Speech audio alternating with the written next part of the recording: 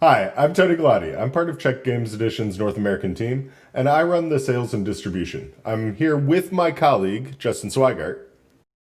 Hey everybody, I'm Justin. For those of you that don't know me, I used to run sales and distribution for Czech Games Edition North America, and now I'm focusing more on a retail sales role, along with being kind of a retail liaison and advocate.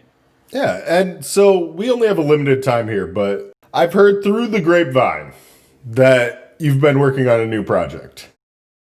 Yeah, this is something that we've been talking about for a little while now in terms of focusing in my new role and kind of what that would entail. And one thing that I am starting to experiment with, and those of you that do know me know that technology is not always my strongest suit, but I'm now focusing on doing What happened there? camera died, high temp. Okay, so I think we're back. So, what were we just talking about, Justin? So sorry about that, everybody. My camera died, so I had to actually switch back to the camera here on my Mac. So that's a perfect illustration of how I'm not that great with technology. But one thing I am starting to experiment with is actually doing in-person store visits and recordings. So what that'll entail is I will actually come out to your store and interview you, show everybody what your store looks like, how you're adapting to the pandemic, if you're having in-person events or if you're not, and just to kind of show the general public, what your particular store is up to these days, and then we'll post those for the people to see on the CGE channels, and then hopefully drive some business into your store. You have a video example of what this kind of looks like, correct? Yeah, I went to one of my local home stores here in Indianapolis, Saltire Games, and just kind of did a test recording on what kind of these store visits would look like. And as time goes on, and as I get better with this technology, the quality of these videos will improve. But I do have to actually pat myself on the back. I think for my first video overall, I think I did an okay job. Okay, so let's jump to that video. Justin here from Czech Games Edition outside of Saltire Games here in Indianapolis, Indiana. We're going to go in and check it out and see what's going on over at Saltire today, and I hope you guys enjoy it. I'm going to don my light armor of social distancing, and we're going to go ahead and go inside.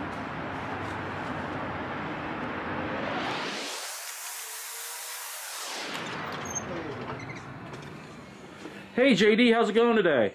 Hey Justin, I'm doing all right. Not too bad. Just bringing everybody by here to kind of check out Saltire today. Right. Just tell us a little bit about the store. Well, we've been here 11 years, and like most people, we've had to make some adjustments the last 5-6 months or whatever, and we don't have play going on anymore, so we've diversified into some other product lines and tried to weather the storm that way. Cool. Well, let's go ahead and let's take a walk around and see everything that you've got here. All right. Yeah, looking here at the counter, a lot of dice bags. It's a lot of dice-heavy stuff in this store, which is something that Saltire has always kind of prided itself on. Chess sets. Yeah, different chess sets, different D&D minis, stuff like that. Yeah, lovely employees there in the background. If we're not having fun, right? Yeah, exactly. You always got to have fun when you're working. Otherwise, why even bother doing it? So the dice thing here is new, right, JD? Yeah, that displaying them like that and trying to make sure that we just had one of everything in all the time. Yeah, and that looks really good. I like how you color-coded that. And then we're going to kind of move over into the D&D minis. Now, originally when Saltire opened, it was very much a kind of a role-playing, tabletop miniature type store, right? Yeah. So it was really heavy focus on role-playing, and initially they carried Saltier carried more GW than any other store in Indianapolis. Yeah, so like a lot of Warhammer. Back in the day, there was a lot of War Machine groups and stuff like that, and where a lot of the people that come in and play in the store were very much playing the GW stuff and also doing role playing nights and all of that. So now you've really expanded your board game selection over time. Yeah. So Phil carried know- some board games. I I'll know look at those games, yeah. And my favorite CGE game isn't even on the shelf right now, so I need to fix that.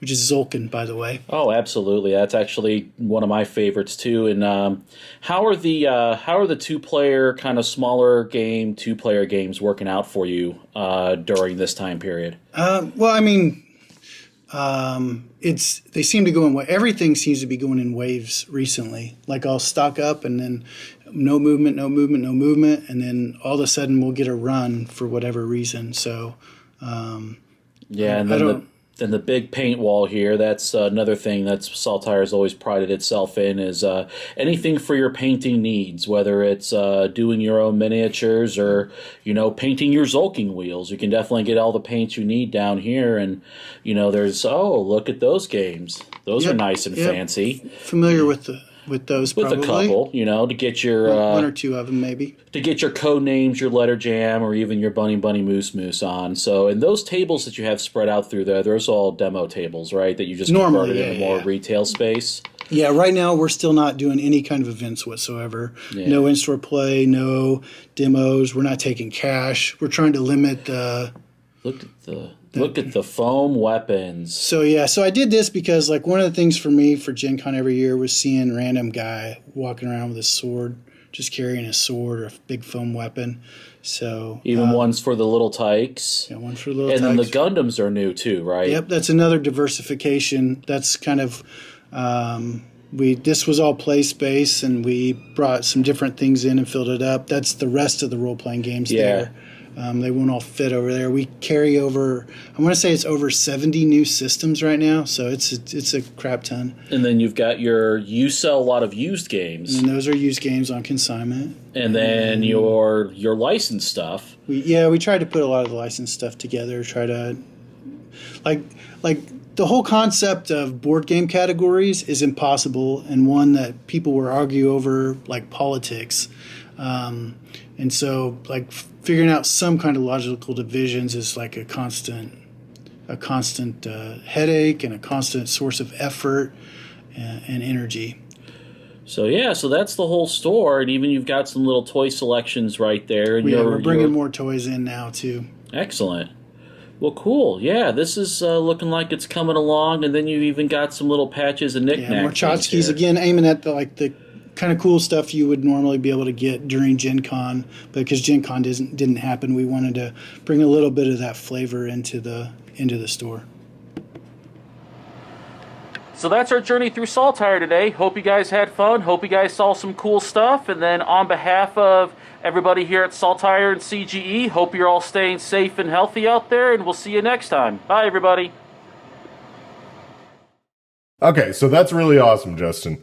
So what should stores do to schedule a time to meet with you?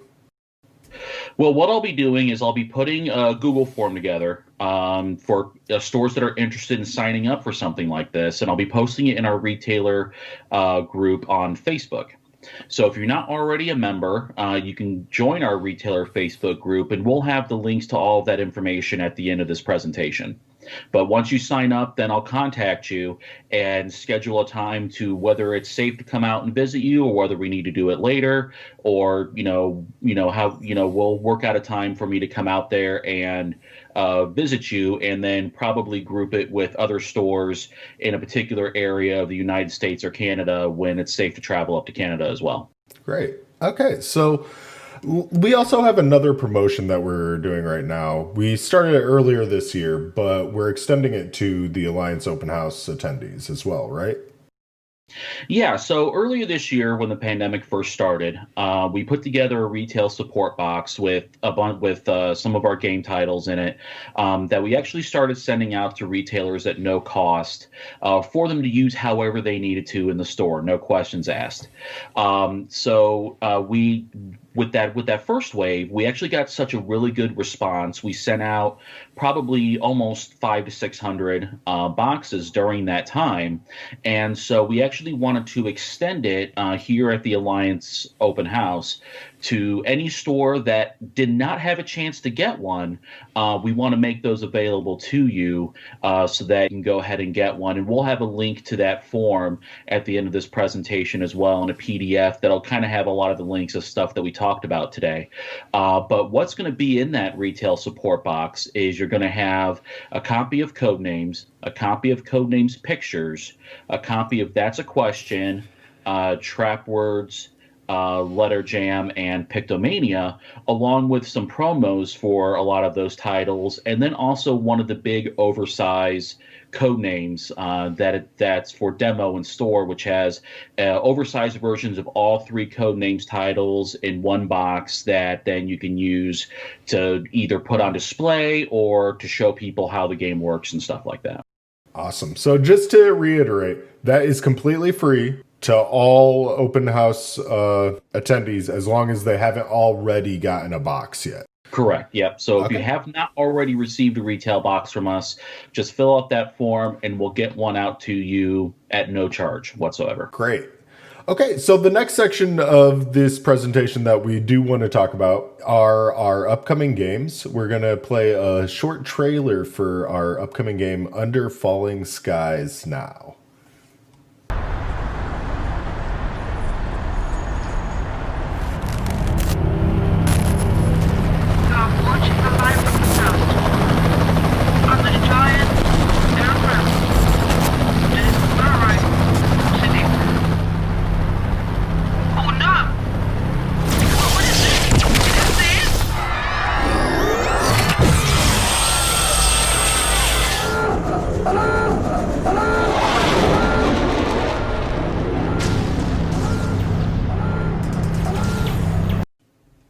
Now that you've seen a quick teaser of the game, I want to explain that the comic that you saw there in the trailer is actually part of the campaign for Under Falling Skies. In Under Falling Skies, you are taking charge of an underground base, trying to stop the alien invasion. The campaign has gradually revealed content where players are going to have a scenario or missions that they have to complete. And then as you come back to it, you'll be revealing more and more content throughout the course of the game. The game is 20 to 40 minutes. The price tag is $30 SRP, and it is a solo game, but we also like to say that you might want to play it with some other people and collaborate because it is a much more enjoyable experience for some, but also you might need the help because the game is a strategic solo game and it can be quite difficult. Now I'd like to play a video that Paul Grogan from Gaming Rules made during Gen Con Online. This video runs through a full round of Under Falling Skies and will give you a really good example of how the game plays. Okay, we're just going to run through one round of the game now and show you how it plays. The game doesn't have a fixed number of rounds. However, at the end of each round, the mothership is going to move one space closer towards the base. And when the mothership reaches this space here, it's game over. But there are ways that the mothership can move closer. So at the start of each round, what happens is you will roll these 5 dice here. And they will all get rolled. And then, say me and you, Tom, were playing together. We now have to choose where we're going to place those dice in our base. Now, this is our base layout, but you will notice that we have an orange marker here. Let me just zoom in a little bit and scroll round. There we go. Right, so this orange marker here, this is our excavator. We are currently only allowed to use rooms up to that excavator because these rooms here have not yet been excavated. We have to excavate these rooms in order to be able to use them. So we can only place dice at the moment in these 2 levels here. We have 5 columns and we have 5 dice, and each column must have 1 dice placed in it. We cannot place more than 1 dice in the same column. Where we place the dice will matter. Rather than explaining all of the rules, Tom, what would you do? What would be the first thing that you would do here? Let me see. I mean, when I play the game, usually the first thing I think about is to excavate, to widen my possibilities. So I would consider actually putting the 4 for excavating. Okay. So once per turn, No, you, yeah, sorry, that's grey right. one? Yeah, 4. once per turn, you can put the 1 die ahead of the excavator. You're not using the room, but what you're doing is you're saying that you're going to excavate to that point. And then the value on the dice is where you can excavate up to. So 1, 2, 3, 4 would allow you to excavate to there. Is that what you want to do? Yeah, let's try it. Now, the downside of placing the dice in your base is every time you place a dice in a column, all of the alien spacecraft, that should be there, will move down that number of spaces. So whilst the 4 is good, it's a good number, it's actually my favourite number, this moves down 1, 2, 3, 4. So yeah, the high values are great, they allow you to do more stuff, but it means the alien craft move closer towards you. And whenever these alien ships, reach the base, they deal 1 point of damage and then they go back to the top. There's a never-ending supply of these alien craft. And if your base ever takes this amount of damage, then again, you immediately lose the game. Okay, so the 4 has been placed. That is column 1 locked. Which dice would you like to place next? Yeah, as you can see, I could have placed there 5 and excavate 1 more space. You could have done.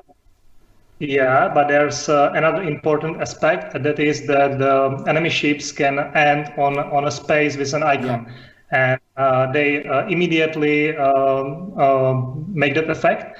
And in this case, it would force the mothership to descend one row lower. So I avoided that. And so right now, I guess I can place the white 5 on the research. Okay, so this is a research room here. So we put the 5 on there, and what happens is this moves down 5. 1, 2, 3, 4, 5. It's landed on this arrow, which means it actually moves over that way. Now, the other thing, whenever you place a white dice, and I know some of you are probably asking what's the difference between the white and the grey dice, is every time you place one of the white dice, you must immediately re-roll all of your other dice. And there you go. You have a 4, a 5, and a 2. So you use that tactically. Obviously, Tom didn't like the numbers he had, so he placed the 5 there in order to re-roll the existing dice. If he liked the existing dice, he would have wanted to use them before using the 5. Okay.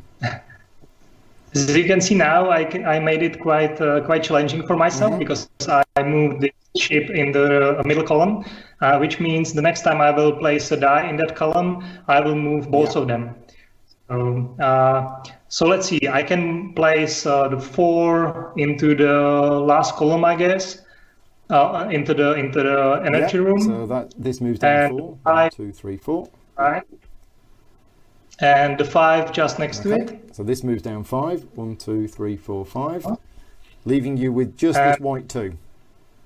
Exactly, it leaves just with this one, and I will place it into the first room, into the first grey A gamma room. So in the middle. All of these rooms on level 1, these are special because if you put a die in one of these grey rooms, it means the alien ships move 1 space fewer. So this is a 2, but it's treated as if it was a 1. So that moves down 1 and that moves down 1. Okay, that's the dice placement phase done. The next thing to do is actually to resolve these dice. Which one would you like to resolve first? I mean, we can already remove the one in the first row because it already did its effect. And so the next one would be the excavation. Okay. So we can, no, it would be the research. So the research here, you see this room here, there's 2 energy symbols on there. So that costs 2 energy. We start the game with 2 energy on this particular base. So 2 energy. And what that does is, Tom has generated 5 points of research. So we mentioned that to win the game, you need to basically develop a weapon that will defeat the aliens. And the way you do that is by moving this research marker all the way to the top of the research track. 5 points of research will allow Tom to go to the first space, which costs 3, then to the next space, which costs 1, so that's 4 points used. Doesn't have enough to get to the next space, so that is the end of the research. The research points that are left over do not carry over to the next room, so that's that spent. And you now have no energy left. Yeah, so the next move would be probably to produce the energy. So some of the rooms you'll see here are what are called double rooms. Double rooms only work if you fill every space in the room with dice. So Tom has put a 5 and a 4 in there, which means the room is filled, so that room works. But there is a -3 on there. So what happens is we add together the values of the dice. So that's 9, -3 is 6. So it generates 6 energy. That's going to keep us going for a couple of turns, hopefully. And then finally, excavation. Excavation always costs 1 energy. and you move the excavator to here. Okay, that is the end of phase 2, which is resolving the dice. Which is actually great. The next thing that happens is phase 3, where the mothership moves down. So what happens is the mothership moves down one space, and then there are a number of different effects printed on the side of the board here. So after the mothership has moved down, we then have this effect, which is an extra ship appears. So this is an extra alien ship that's trying to kill us, and it will go, I believe it will go in this column, because this column is currently empty. So it always takes preference over the columns which are empty first. Now the difference between the white ships and the red ships is the red ships, whenever you kill them, they just go back to the start. There's a never-ending supply of them. Whereas the white ships, when you destroy them, they will actually get taken off the board. But that's it. That's one round of the game. And what you've seen here is the basic setup, playing against Roswell with the easy side of the boards. The next game I'd like to talk about is our big box game, Lost Ruins of Arnak. So let's jump right in and watch the trailer. Legends tell of an island hidden somewhere in uncharted seas. In ancient days, it was inhabited by a great civilization. Can you learn its secrets?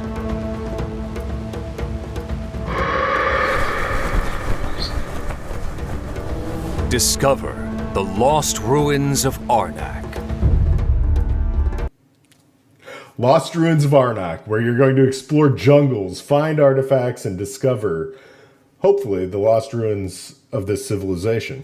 So you're going to be leading rival expeditions to new undiscovered land. And through a unique combination of worker placement and deck building, each expedition is going to try to uncover all of this island's lost secrets. The time is about 90 to 120 minutes.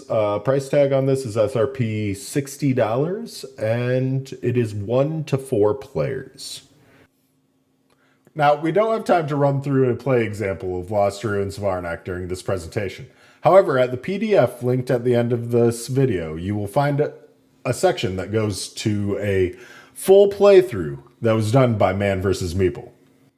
And while we're talking about our upcoming releases, now's a great time to talk about the launch kits that we have for pre-order for both Lost Ruins of Arnak and Under Falling Skies.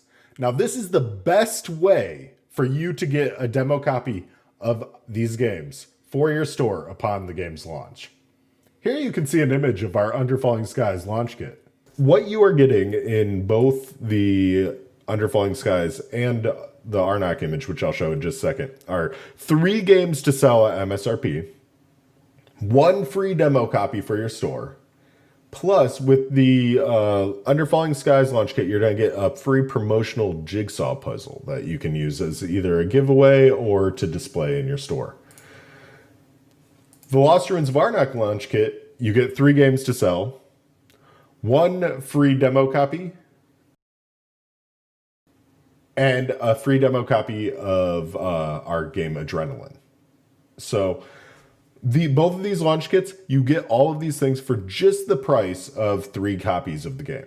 So it's a great deal to get you started on our new products, and it's a process that we're going to be working on and doing more in the future as well. Now, we are anticipating that the arrival of both of these titles is going to happen at the end of November or the beginning of December, and we are instructing all distributors to release the games upon receipt. So there you saw the information for upcoming titles, Lost Ruins of Arnak and Under Falling Skies. So make sure that you get your pre-orders into your preferred distributor as soon as possible in order to guarantee that you can try and get those games upon launch. So just to kind of reiterate some of the things that we were talking about, at the end of this presentation, you're going to see a PDF where you'll see the links for our retailer Facebook group, our Facebook page, as well as a lot of the stuff that we've been talking about today. So make sure you sign up for both our newsletter and our Facebook group, because that's where you're going to be able to get the most up-to-date information as to the things that are going on at CGE, as well as information for when we are rolling out new programs for this new retailer initiative that we're embarking upon. And so, definitely make sure you get signed up and get that information as soon as possible. So I want to thank everybody for joining us here today at the Alliance Open House. I hope that the entire experience was beneficial to you. We want to thank Alliance for having us, and we'll be talking to you all again soon. Thank you.